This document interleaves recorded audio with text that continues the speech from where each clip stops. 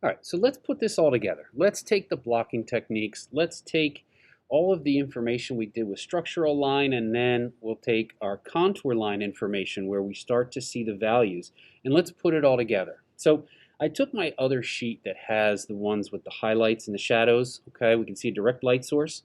It's a single sheet just with these 4 objects on it. I'm going to fold it in half.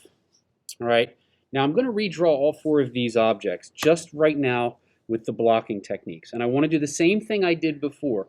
But the reason we're redrawing them is just so that now we can start to get a better understanding of the techniques in the drawing process. The more you draw, the better you get.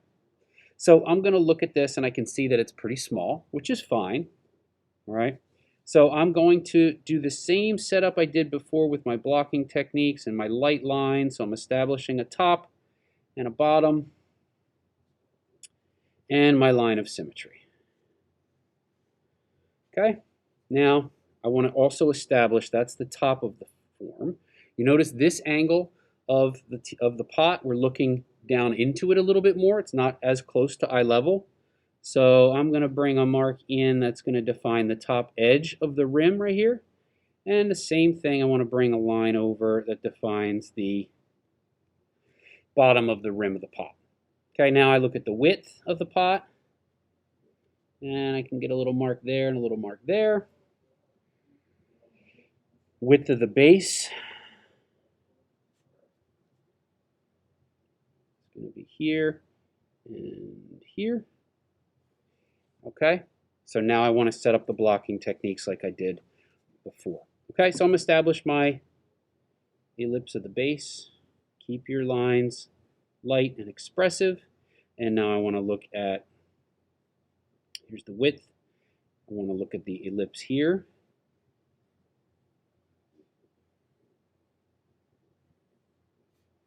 And now the angle.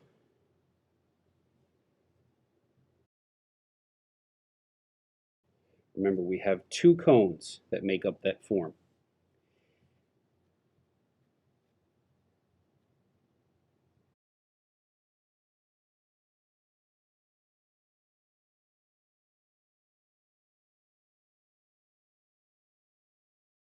So now I want to go start looking at some of the structural lines. All right, so there's my blocking.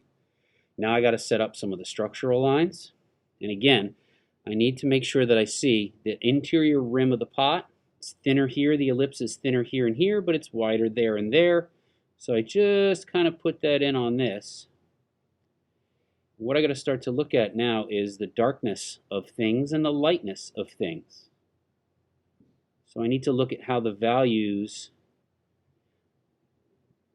are showing up based on the light source. So edge is a separation here. I've got a dark background and I've got a highlight edge here. All right. So I still want to keep my structural lines light so that I'm looking at the shading. Okay, again, same thing we did before, just establishing some of the movement here. Keep these lines light because the values may end up changing. All right, when we get into the contour lines, all right, so there's my structural. And now I'm going to look at some of the details with structural. So my structural lines are, I didn't take them as far as I did in the last exercise because that was really just getting you to understand the forms. So now that I've got a pretty good structure of the form, so now I'm going to redraw the other forms just like I did with that, starting the same way, looking at the blocking techniques.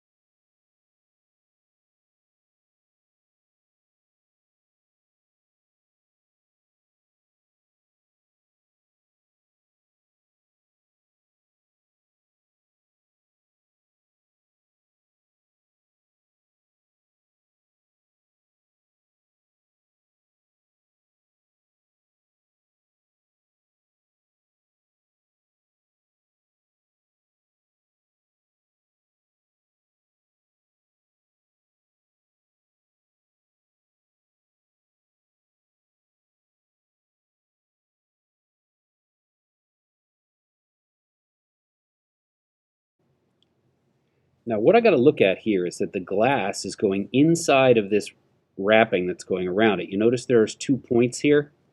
So I can't have a continuous line going down the side. I need to hit that ellipse right here. That's that wrapping going around the glass. When I hit that, I have to go out from that edge a little bit, because I can see that that wrap goes around it. So the edge is creating down this way, and then the wrap is coming around that way, because I can see where the wrap goes behind it through the transparent part of the glass.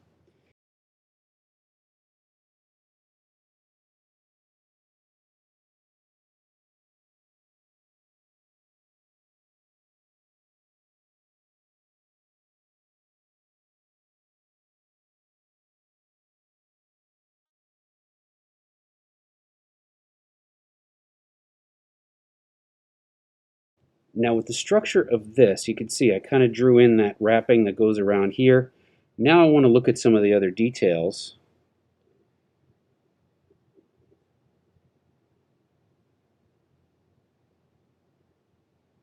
And lightly put them in.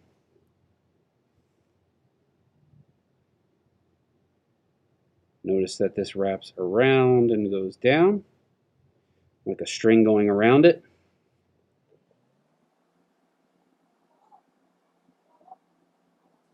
And I also have to look at the inside. Since I have transparency here, I can see details, and I can see the inside of the wrapping as it goes around the other side. So it's going to be a subtle mirror image of this ellipse. That's that dark shadow in there. And then I've got the other stickers and so forth that I'm just lightly putting in to finish the structural part.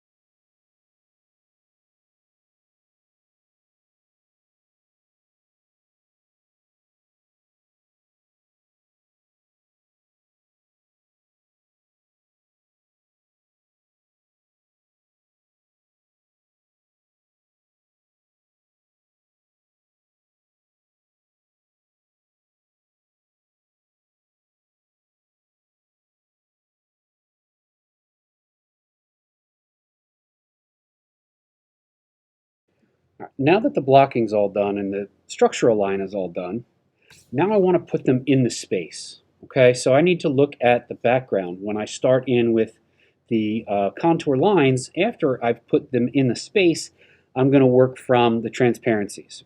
So let's put them in the given space. So here's the line that breaks the background. This is the angle of the horizontal surface plane coming right from here, where the floor meets the wall, and then the other one is on an angle right here. All right, so I've established that in the space. Same thing with this. You can see that the vertical is just behind it there, and then the line comes on this angle.